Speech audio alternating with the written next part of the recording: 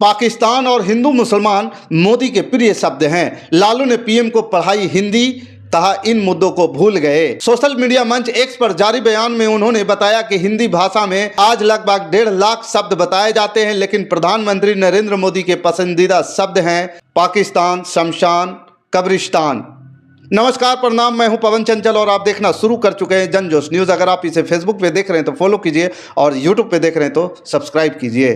देखिए, लोकसभा चुनाव 2024 के 2 चरण संपन्न हो चुके हैं। तीसरे चरण के लिए सभी राजनीतिक दलों का प्रचार अभियान चरम पर है। चुनाव प्रचार और जनसभाओं में आरोपों की झड़ी लगाई जा रही है। नरेंद्र मोदी, अमित शाह, राजनाथ सिंह, जेपी नड्डा सरीखे बड़े नेताओं की अप्रैल महीने में धुआंधार रैलियां हुई। बीजेपी नेताओं के निशाने पर लालू प्रसाद यादव और राहुल गांधी रहे। पीएम ने आरजेडी सुप्रीमो लालू प्रसाद यादव के परिवारवाद, भ्रष्टाचार, जंगल राज पर जमकर वार किया। बिहार के सीएम नीतीश कुमार ने लालू यादव के बेटे बेटियों की संख्या गिनवाकर राजनीतिक पारा हाई कर दिया।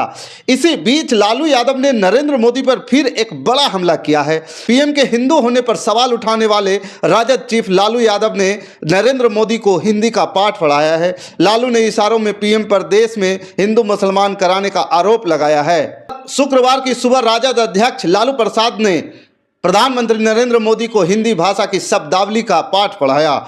सोशल मीडिया मंच एक्स पर जारी बयान में उन्होंने बताया कि हिंदी भाषा में आज लगभग 1.5 लाख शब्द बताए जाते हैं तथा अध्ययन की सभी शाखाओं में तकनीकी शब्दों को मिलाकर लगभग 6.5 लाख शब्द हैं। लेकिन देश के प्रधानमंत्री नरेंद्र मोदी के सबसे पसंदीदा शब्द हैं पाकिस्तान, शमशान, कब्रिस्तान, हिंदू मुसलमान, मंदिर मस्जिद, मछली मुगल, मंगलसूत्र, गाय भैंस।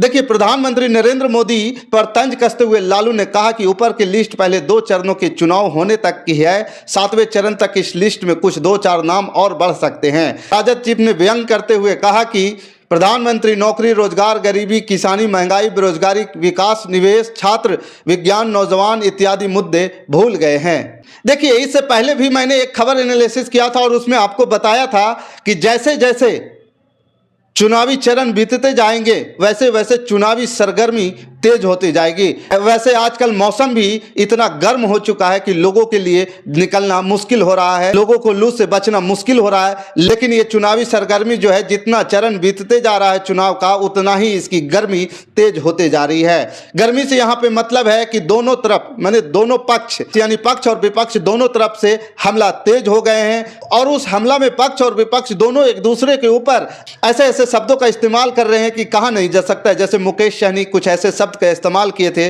उसके लेकर के कुछ दिन राजनीति सरगर्मी बढ़ी रही और उसके बाद फिर नीतीश कुमार की कुछ ऐसे बयान आए, उसको लेकर के भी सरगर्मी बढ़ी रही। तेजस्वी यादव के बयान ने सरगर्मी बढ़ाया, अब लालू यादव के बयान सरगर्मी बढ़ा रहा है। नरेंद्र मोदी, अमित शाह और सम्राट चौधरी के बयान भी राजनीति सरगर्मी को बढ़ाने में पीछे नहीं रहे।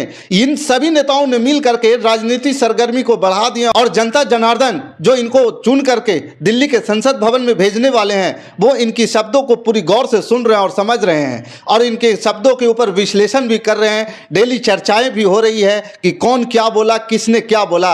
अब देखना ये दिलचस्प होगा कि क्या इन भाषणों की वजह से वोट घट बढ़ रहे हैं, क्या इन शब्दों के चयन से वोट में तब्दीली हो रही है, क्या इन शब्दों के चयन से वोटिंग परसेंटेज बढ़ जाएगी।